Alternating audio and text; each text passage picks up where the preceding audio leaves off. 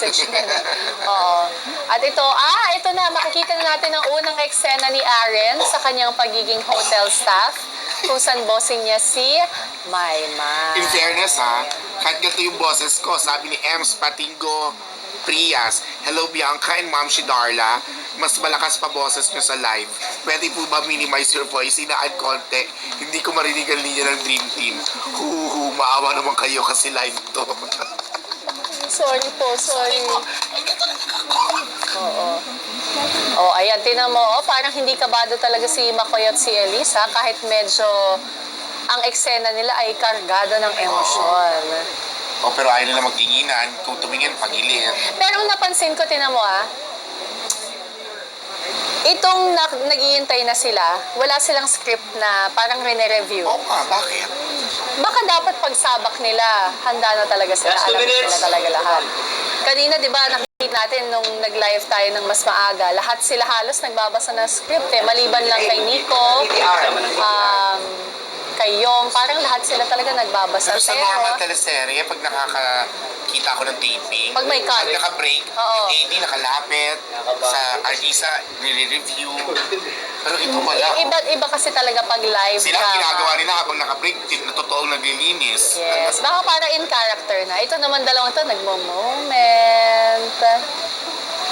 I guess wala silang change costume kasi as is basa sila Oo. Pero iba talaga nga pag live drama, tinan mo, wala nga sa kanilang si Edward review ng script. Yes. Uy, pero in fairness naman to Edward, dahil laking Germany siya na wala namang mga house help doon. Sanay talaga ng household parang gusto ko tuloy chores. lumabas ng pinto at makita sila. Or si Tanner lang. Makapag-selfie kaya ako. Charot. Kuya, dapat daw si Darla yung binigyan mo ng task na sabotahe. Makapag-selfie kaya ako. Uy, teka lang. Yung hindi rin alam ni Kuya. Ano? Papasok ako. Hindi alam ni Kuya, hindi alam ni Direk Rory, hindi alam ng PBB. Ano? Papasok. Ayan. Ayan na. May nagsisigawan na sa behind the scenes. Uy, pero kung mapapansin nyo, kahapon, pagkatapos ng body one, may nagpalakpakan. Today, wala. Wala 10 pang seconds na lang. palakpakan. Ang susunod na eksena ay magiging sina Aren at Ikay. 7, Live na tayo. 5, 3, and VTR. PBB would like to thank our sponsors. sponsors Bobby pala. Appliances. Teka lang. Thank you to our sponsor. 30 seconds. 1987. Like us on Facebook, Bobby at Genie Tony, Partner. Rocket Ship Creative Design Lab. For inquiries, visit www.rocketshipdesigns.com. SB Furniture, Modern Lifestyle Furniture. Purple Kite Studios by Jason and Joanne Arquiza. Donna Ito na, Venetia eksena Hotel na in ni Quezon Aren City. Ikay For dito. inquiries, call 332-1658. Ginagawa lang nila ang actual action para Walk pag Down live, Design go na. Center. Azumi Boutique Hotel in Alabang. For inquiries, na, call live drama, 369-9888. Ang dali lang pala ang trabaho mo Ma'am? Aba, kung ganito ka lagi, magiging mabuting teacher ako sa'yo. Oh, bring it on!